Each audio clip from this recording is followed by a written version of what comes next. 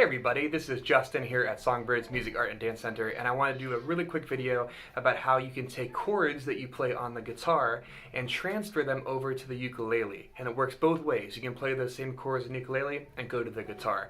So it's really cool because if you have one of those instruments at home, you actually can play a lot of tunes on both of the instruments if you know what you're doing using the same shapes. So we're going to go over that today, so it's pretty cool. You can be a multi-instrumentalist here in just a couple minutes, and that's pretty exciting.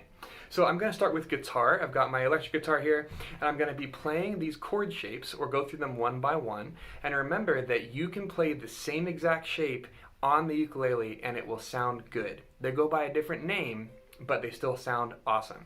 So if you have a ukulele and not a guitar, feel free to play along. Just know they're going to sound a little bit different, and I'll explain that here in a little bit when I go the other way, starting with the ukulele and then going to guitar. Okay, so the first chord we're going to play on the guitar here is our G chord. Now G, we find our string closest to the floor, and you're going to find the 3rd fret. So 1, 2, 3, 3rd space, and I'm going to play 4 strings. We're playing 4 strings for all these chords because even though the guitar has 6 strings, ukulele only has 4. If you're an advanced guitar player and you know how to play the full chord with all 6 strings, go for it by all means. But because ukulele only has 4 strings, we're going to make it sound and feel the same on both instruments. So just 4 strings for all these chords. So I've got my G here, and I'm going to play 4 strings, which are the ones closest to the floor. The 4 closest to the floor, like that. And that would be the G chord for the guitar. Nice. Now the next one that works too is the A minor chord on the guitar. For A minor, we're going to take our pointer finger, we're going to find the 2nd string, so not the one closest to the floor, the one that goes up towards your face, and we're going to put our pointer finger on the 1st space. Now once you have that, you're going to take your middle and ring finger, and they're going to go not on the same string, but on the next 2, like this. So it kind of makes a little L shape, with your pointer finger and the next 2 fingers. And just like before, we're going to strum 4 strings towards the floor. Like that. 1, 2, 3, 4. And on guitar, that is the A minor chord. Awesome. Okay, now we have a couple more here. The next one is very similar. Keep the same shape as the A minor chord was, and we're now just going to remove the middle string. So right now I have my ring finger on it. I'm going to take that one off. So that means that we have the 2nd fret on the bottom string, the one that's the one closest to your face. Then we skip a string, and then we have our pointer finger on the 1st fret of the 2nd one up from the floor, and the one that's close to the floor doesn't have any fingers. So if you were looking at it from frets, it'd be 2nd fret, nothing, 1st fret, nothing. And I'll do those 4 in order. Here it sounds like this. Or together, like that. That is the C chord for guitar using those 4 strings, like so. Nice. Okay, now we have 2 more, and then I'll show you how this all transfers to ukulele. The next one is one of our triangle shapes, and you'll see that triangle shapes happen a lot with these chords that are shared. We're going to take that same pointer finger that we had on the previous chord, and we're going to put it right back where it was. So not the bottom string, but the next one up, closest to your face, on the 1st fret. And that's going to be like the tip of our triangle.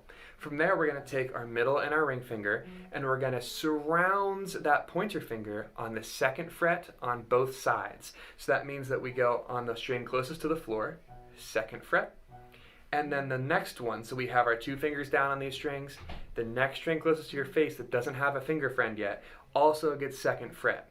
So right there, I've got a triangle shape, right? It's like a little triangle with the fingers. And if we were to go from the frets, it would be nothing, and then 2, 1, 2. So in order, it would sound like this. And we can strum it all together, like that. That in the guitar is the D7 chord, and that would be the same shape we can use in the ukulele. And then the last shape here that we're going to transfer for today is the E minor shape on guitar. Now for guitar, remember we're only using 4 fingers for this 4 strings, for this exercise. So we're going to take our pointer finger only, and we're going to put it on the very bottom string. That's our 4th string we've been using for the guitar. So that means we start towards the floor, we count up 1, 2, 3, 4, and we have that finger on the 2nd fret, like that. And so if I go in order, we've got 4, like so. And that is the E minor chord on guitar using 4 strings. Awesome. Okay, there are plenty more chords that are shared between these instruments, these shapes that we're going to repeat over and over again, but we'll start with just these ones. That's an easy 5 to learn and kind of memorize. So those are the basic guitar ones. Now, let's pick up the ukulele and I'll show you how that works. So I'll put this guitar down here. Got my uke right next to me. Same exact shapes we just did before, okay? So we started with the G chord on the guitar. Really quick, that looks like this. Bam, 3rd fret, and we strum them. Same shape. On the ukulele, this is the C chord. I'm going to go through really quickly. And then we have the A minor chord on guitar, or the D minor chord on ukulele. Then we had the C chord on guitar, or the F chord on ukulele. Then we had the D7 chord on guitar, or the G7 chord on ukulele. And lastly, we had the E minor chord on guitar, or the A minor chord on ukulele. Nice. Notice how those shapes were the same on both instruments, and they always sounded good.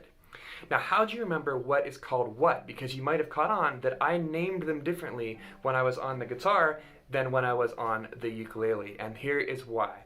If we start with the ukulele one, so let's go back to the beginning one here. We started with this chord, which we called G on guitar.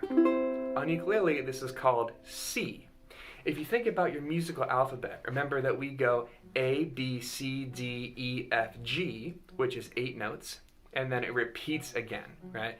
A, B, C, D, E, F, G, repeat. A, B, C, D, E, F, G, repeat, like that.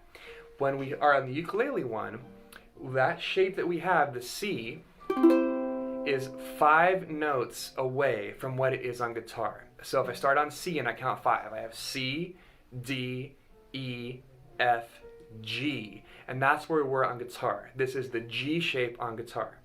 The next one that we did on ukulele was this shape, the D minor shape. If we count up 5 from D, D, E, F, G, A, that's the A minor chord on guitar. And that pattern is consistent for all of them. So you'll notice if you count up 5, you will get the right answer for guitar. And you can do it backwards too. If you start with guitar, you can count backwards from 5. It's just a bit harder because you have to think the alphabet backwards. Okay? And that's that. All of these shapes are transferable. If you have one of these instruments, you now can play the same shapes on the other instrument, which is really cool. You can impress your friends and family because now in just a couple minutes here, you are multi-instrumental and are able to play the same cool songs on both instruments. I hope that makes sense. If you have any questions, don't hesitate to give us a call or shoot us an email here at Songbirds Music, Art, and Dance Center. And we look forward to seeing you guys next time.